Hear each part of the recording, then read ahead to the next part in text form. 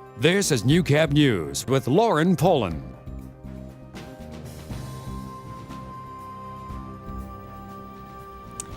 Canada's second biggest oil province just tapped into another resource. Husky Energy unveiled 2 new thermal plants in Saskatchewan this morning, both just outside of Lloydminster. Dozens from across Canada are taking their first steps in the rural municipality of Eldon. They're all here for one of the biggest grand openings the region's ever seen. 3, 2, 1. Cut it.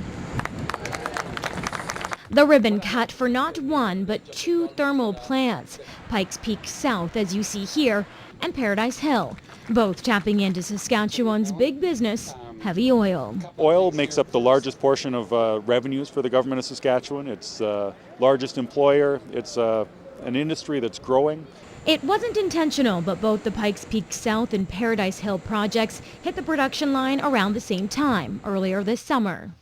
Just a great day for Husky and a great day for province Saskatchewan. And both mark the first Husky plant openings in the region for 2 decades and will service the area for the next 2.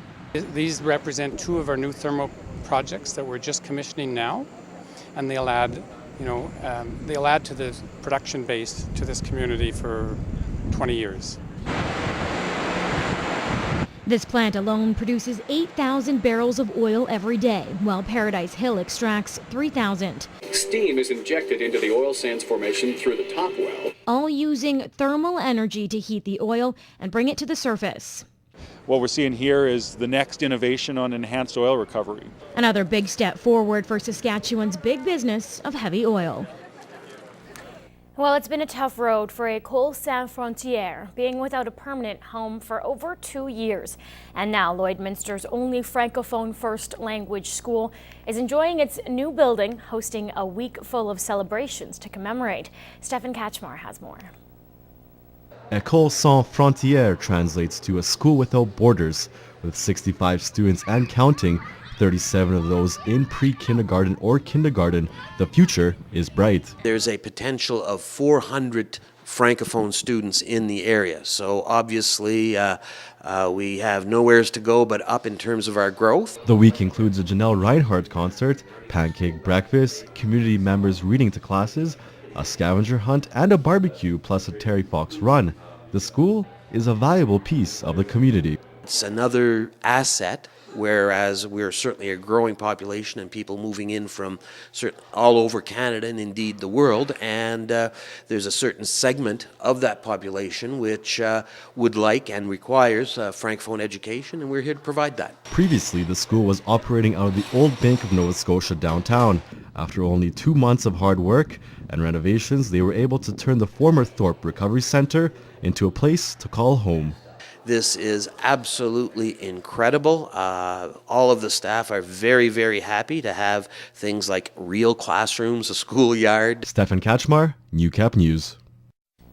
We first introduced you to the Rauser family last month after they lost everything in a devastating house fire. Now the community is stepping up by raising just over $8,000 to help the family out. The Rausers were left with nothing but the clothes on their back after their home burnt down, and the community took it upon themselves to help pick up the pieces. We're getting together as a community and supporting this family and helping to raise funds so that they can rebuild their home and rebuild their life again. Donated items were auctioned off so the family could buy necessities not covered by insurance. The total was $8,200. Organizers are thankful for the community support. And just after this break, Canadian country star George Canyon hits the border city, all for a good cause.